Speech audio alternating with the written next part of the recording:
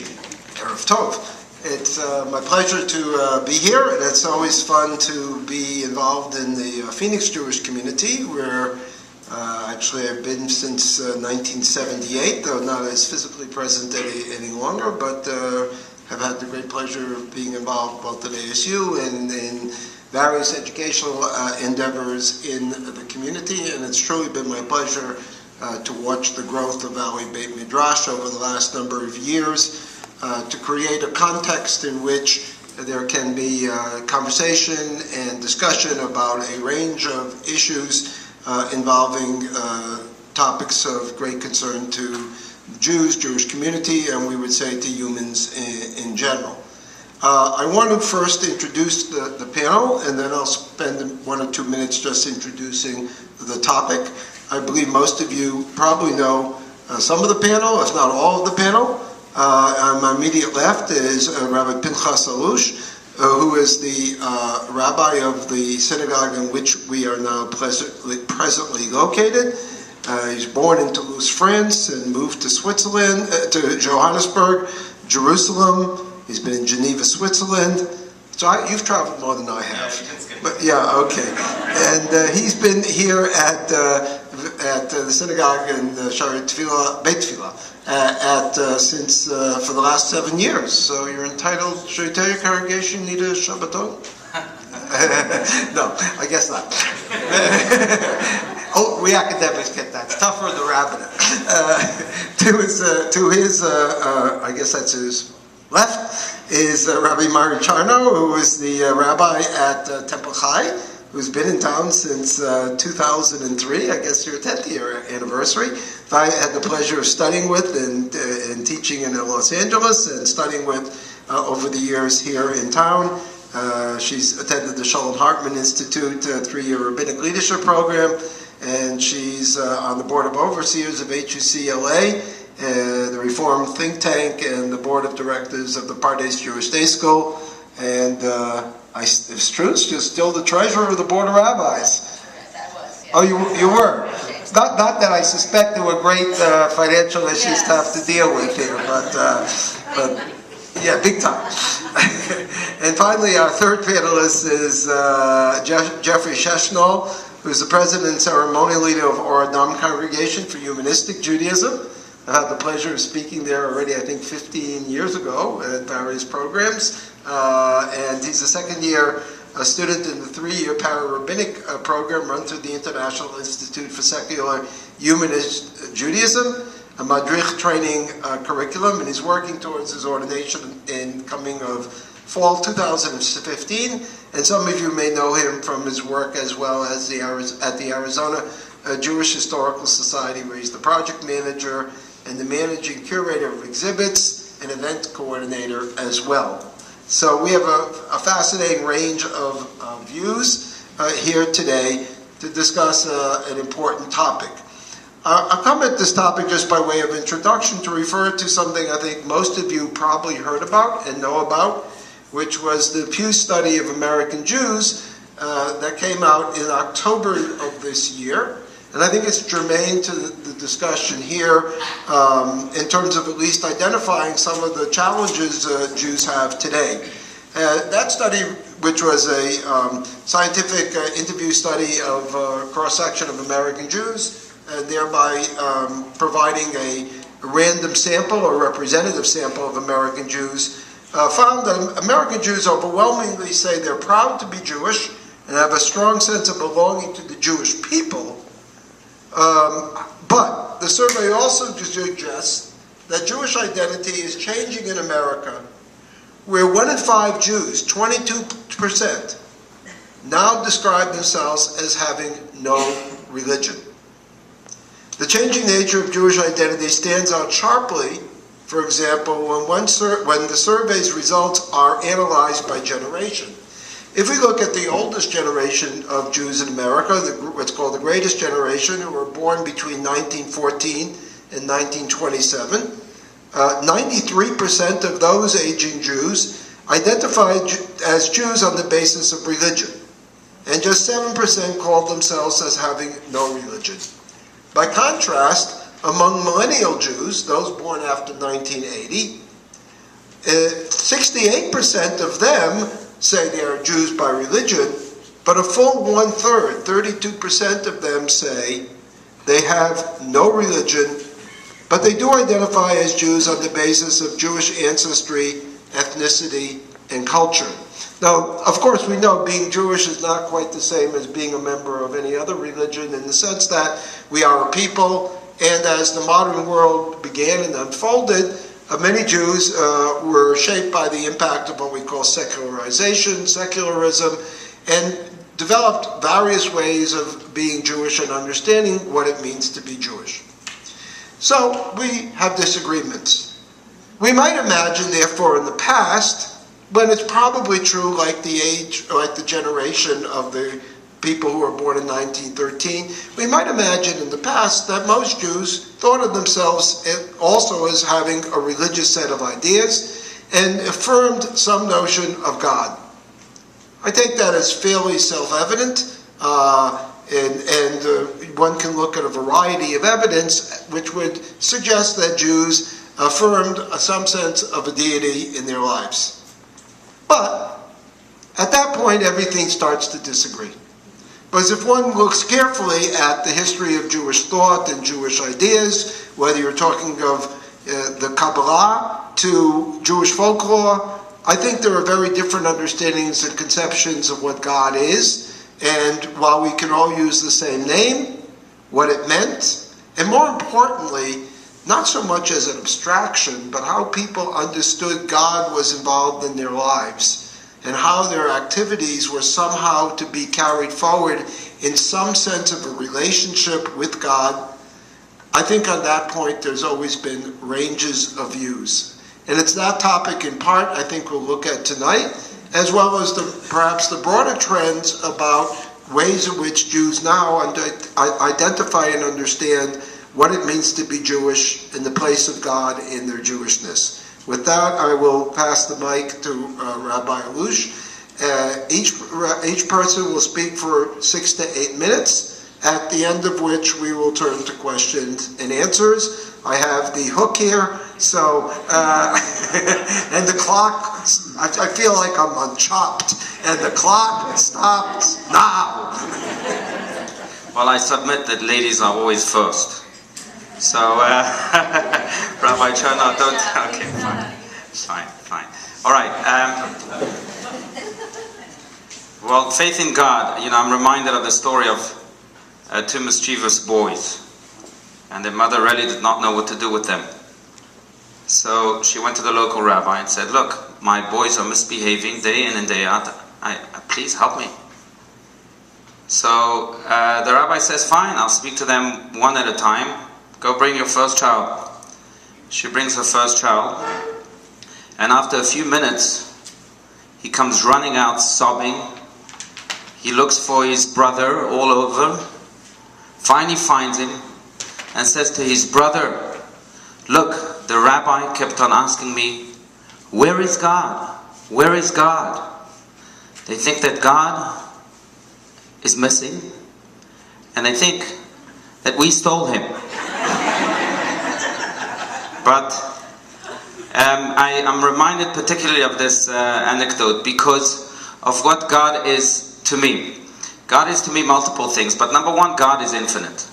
Being infinite, I think he has no limit. He can be both in the heavens and in the earth at the same time. He's not limited just to the heavens. In fact, I believe that what the Kotzker Rebbe, the Rabbi Menachem Mendel Morgenstern, said to an atheist who came to him and said, Rebbe, I do not believe in God. And the Rebbe responded, the God you don't believe in, I also don't believe in.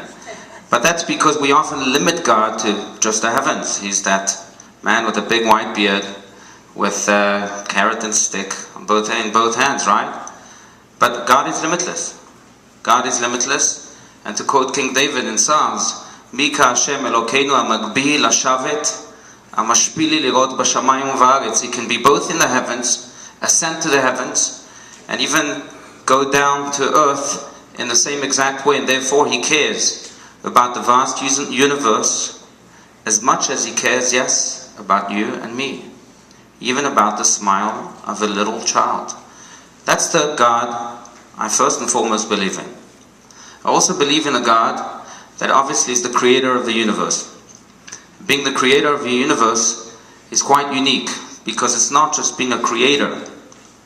Most creators today create something from something. All creators create something from something. If I had to take this great chair, and our professor here is actually practicing his preparing his incline for the Passover Seder, but that's why we gave him this chair. But okay, good. But this chair, right, was made something from something. Wood came from tree. It came from somewhere. Being the creator of the universe, he had to create something from nothing, or as they name it ex nihilo, something from nothing. Now, it's a very different creation, because when you create something from something, you can leave that something after you had created it. This chair has been left by its creator. Now, it has been left. If you don't maintain it, it will revert eventually after thousands of years to its initial state, which is wood. But when you create something from nothing, you can't just leave that creation. You have to be constantly involved in it. Otherwise, it can revert to its initial state, which is nothing. Imagine the splitting of the Red Sea, when God had to hold those waves on the sides so that they wouldn't drown the Jews. Same type of creation. God is constantly involved in our creation. It's not for nothing that the word for neshama, for soul in Hebrew, is the same word as breath, neshima. Perhaps to allude to the fact that God is breathing within us a new life. Each and every nanosecond, every moment. That's the second type of God I believe in. And third, which is probably the most challenging for me, is I believe in a God that is absolutely good. He's absolutely good. As a Jew, I do not believe in a Satan. There aren't two forces, the evil and the good. God is the ultimate source of goodness. The problem is that I face suffering almost every day. Rabbi Chernow surely can tell you that we face as rabbis many troubles, many challenges with coming from within people. So then I have to also believe that God is searching for a partner in goodness, so that this goodness can be fully expressed. That's why He gave us the mitzvot. Mitzvah really, in Aramaic at least, comes from the word tzavta, which means partnering. When we do a mitzvah, when we do a good deed, we partner with God. It's almost as if God needs us to add goodness to the world. Now, believing in a God that's good leaves me with many more questions than answers. But I must quote Rabbi Yekutiel Yehuda Halberstam, the Tzanzer Rebbe, who was truly a marvelous hero, who came out of the Holocaust miraculously after his own wife and his 9 children were murdered in front of him. He went and built a hospital for children in Netanya, the Laniado Hospital. He had to resuscitate his entire Hasidic dynasty, and he did that with immense success. But they once asked him, where was God in the Holocaust? Same question. If you believe that God is good, where was His goodness then? And he answered, if I really wanted to know, I'm sure that God would bring me up to the heavens and answer all the questions I have. But I prefer to remain down here on earth with the questions than go up to the heavens with the answers. So that's what it transforms me into a questioning person. But then the ultimate point I'd like to make is that at the end of the day, the most important question in life that I must ask myself as a believer, yes, is not whether there is a God or whether there is not a God. That really is secondary. As my dear Rabbi Dean Steinsaltz, the Talmudist, once told me, he asked me, what is the most important question in life? And I had a problem answering the question. I tried A, tried B, I tried C. He said, no, it's much simpler. The most important question in life is, and then what? You get married, and then what? That's easy. And then what? You have children, and then what? You are born, and then what? What becomes of your life? That's the most important question. So whether I'm a believer or not, I must ask myself, if I do believe in God, and then what? What does it lead me to become? And what I believe is that it leads me to become a person with tremendous accountability. At the end of the day, good and evil is not a matter of opinions.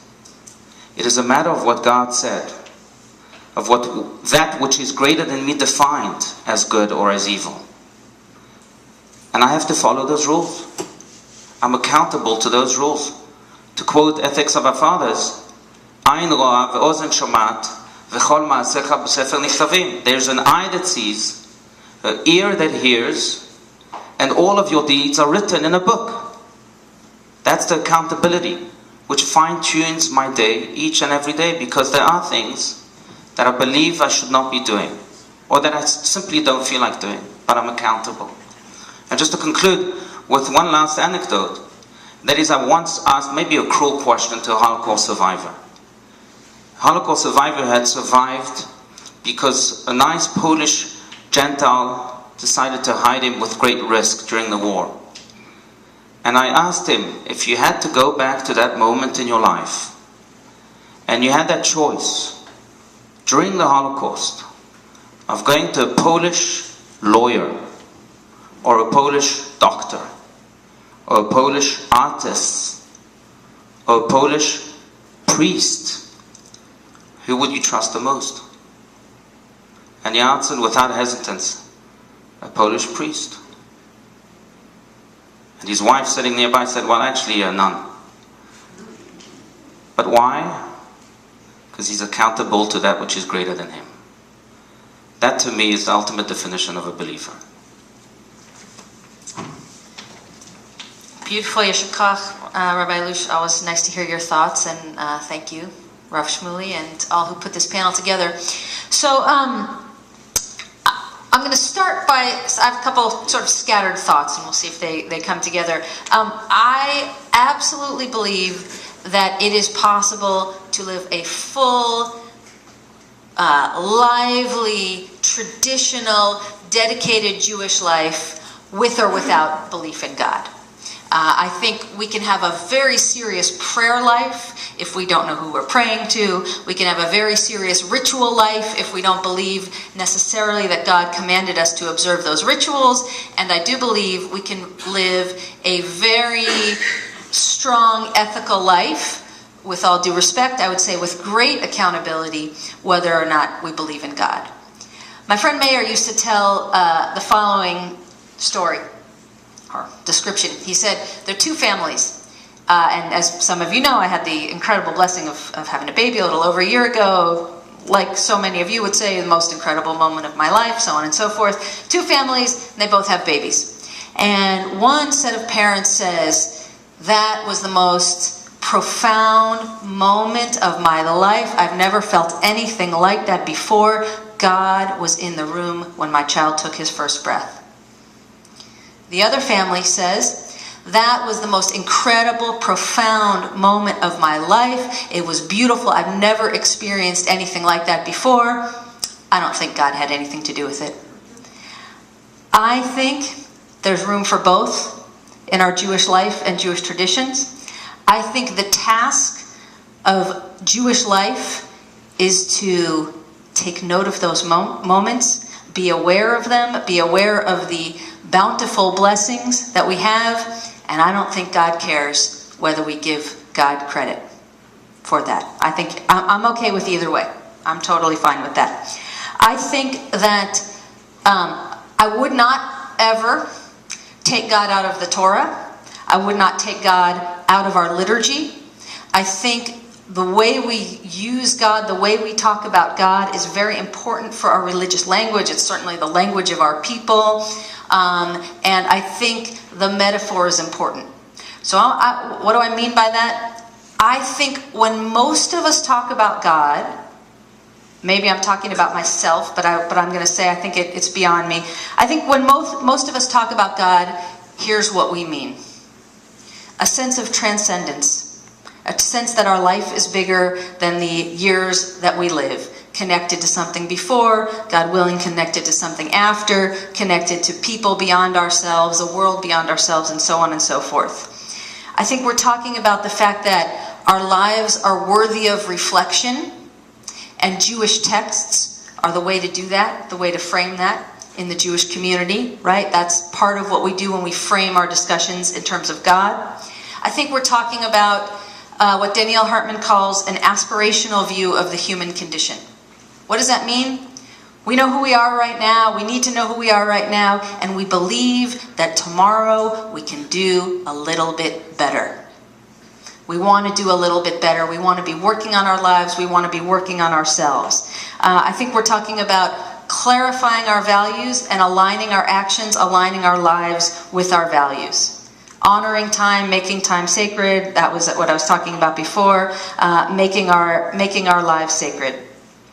I think we're talking about those things. I'm talking about those things. When I use the word God, that's what I'm talking about. I don't know. I don't know if God is a being with a will and a volition. I don't know if God is noticing what I'm doing. I don't know. Which brings me to another point. I think it's hard for me to make the case to be much beyond agnostic. What do I mean by that? We can't know. We can't know. That's what it means to be agnostic, to acknowledge that the divine is beyond our possibility to know. I think we can have a hush, a sense. I think we can have a feeling, a gut feeling. I think a lot of people have a God gut feeling. Maybe it sounds like this. God was in my healing journey. I know God was in my healing journey. Maybe it sounds like this. God was playing a little joke on me. I wanted this, I got that. It's a little joke. Maybe it sounds like God is in my mother's candlesticks that have been in my family for generations, so on and so forth. That's beautiful. I love that. I love that and I share that, but that's something different than knowing about God. So I think with all humility, we need to acknowledge what we don't know, which is almost everything about God. What else do I want to say? I want to just mention a little bit of a pragmatic argument, which is to say, I think the Pew study suggests, I guess the way I would put it is, I don't want us to get hung up on the belief in God. I don't want people to exclude themselves from Jewish life because they can't affirm any particular belief. I think Jewish life has so much to offer, and I think the fact that a lot of people, a lot of young people are saying, I'm not stepping foot in a synagogue, and the reason I'm not stepping foot in a synagogue, at least one reason, is because I don't believe in God. I think let's break down those barriers. If anybody saw the New York Times last Sunday about the Lab Shul, see the story about the Lab Shul, Amichai Lau Levi, he described his synagogue. He's been here through Valley Beit Midrash a couple years ago. He's a fantastic, charismatic, dynamic leader. He described his community as being a God-optional, bring your own God, do-it-yourself God, everybody-friendly community. I think the Jewish community in America is ready for those kinds of communities, and I think we need to open ourselves to those folks. I think I'll leave it there, and I know we'll talk some more. Thank you.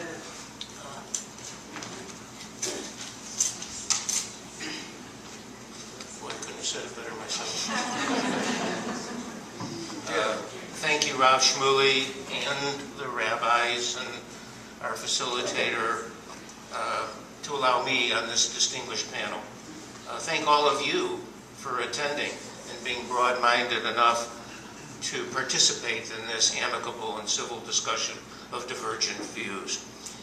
Please keep in mind that my comments do not speak for all humanistic Jews with their variant opinions. You know, you put two Jews in a room and come up with three opinions. Judaism is the evolving history, culture, and experience of the Jewish people. There's a long chronicle of prominent Jews, and institutions who have paved the way for modern secular Jewish thoughts of God.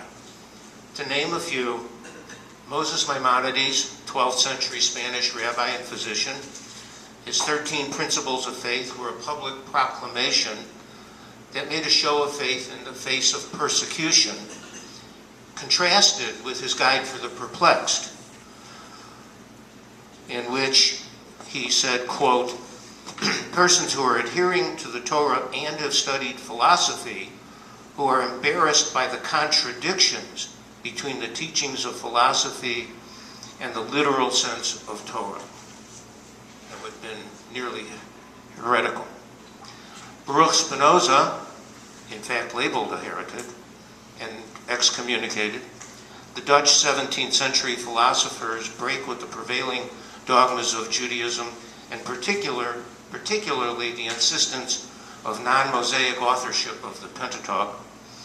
Spinoza strongly rejects the notion of a providential God and claims, quote, the law was neither literally given by God nor is no longer binding on Jews, unquote.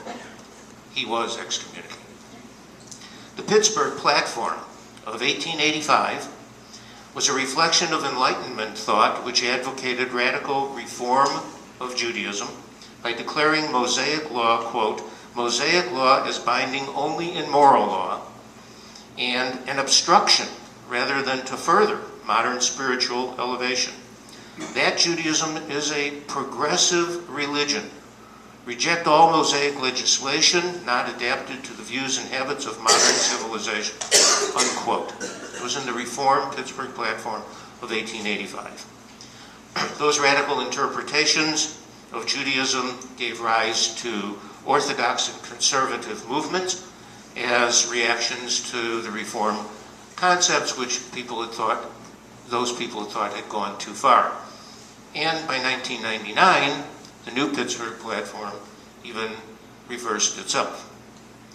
Mordecai Kaplan, 20th century Lithuanian-American rabbi, influenced by the new social science of sociology and recent progress of the physical sciences, came to see Judaism, quote, not as a religion, but as a civilization characterized not only by beliefs and practices, but by language, culture, literature, etc.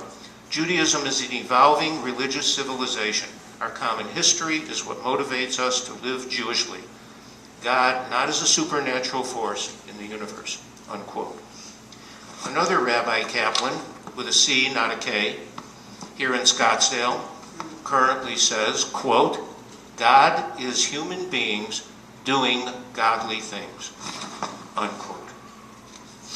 Rabbi Sherwin Wine, the founder of Humanistic Judaism 50 years ago, indicated that because, quote, because Judaism is not merely a religion, but an ancient and varied national culture, that Jewish beliefs, life cycle celebrations, and holidays are not solely religious in nature. Jewish culture has been created, lived, and recreated as it has evolved and changed over time in response to the needs and beliefs of each generation's changes in their environment.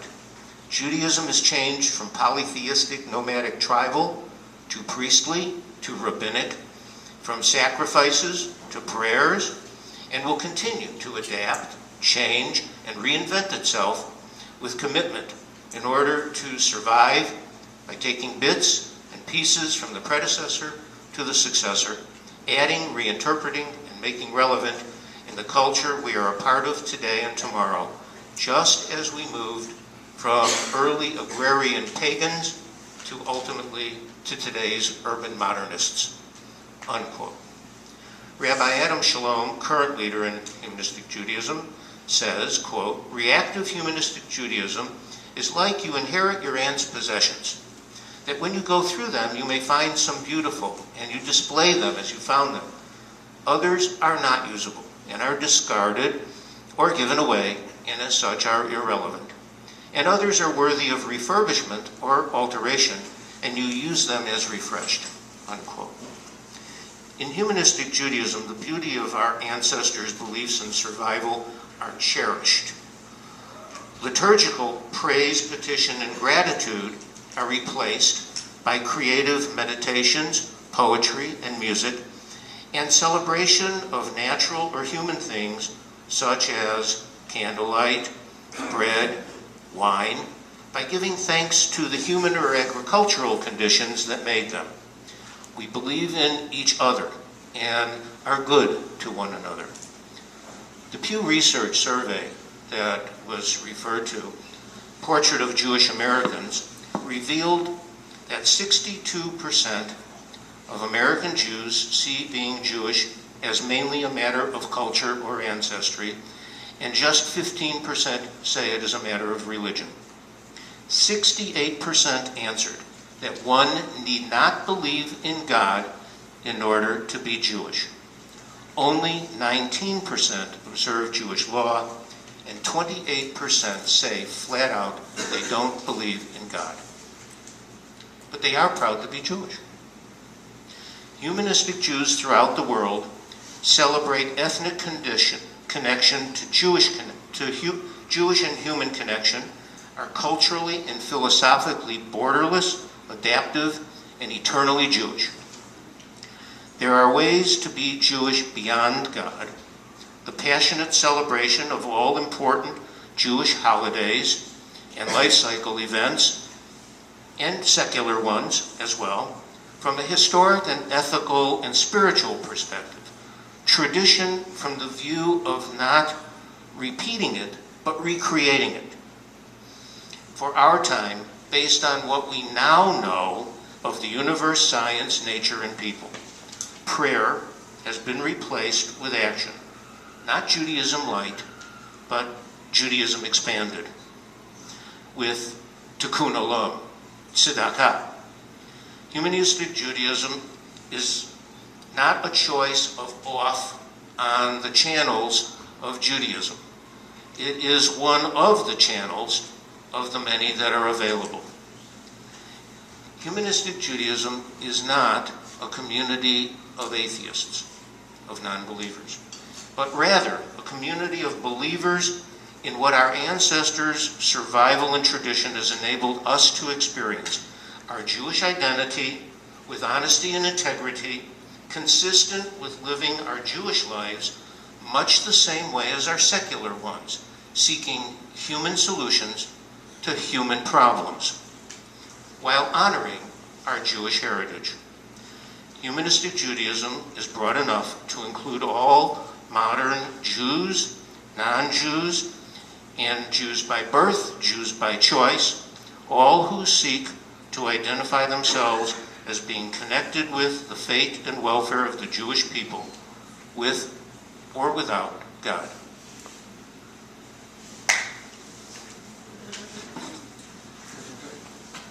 Thank you. I think we have a lot of quite interesting ideas here. I'll just ask one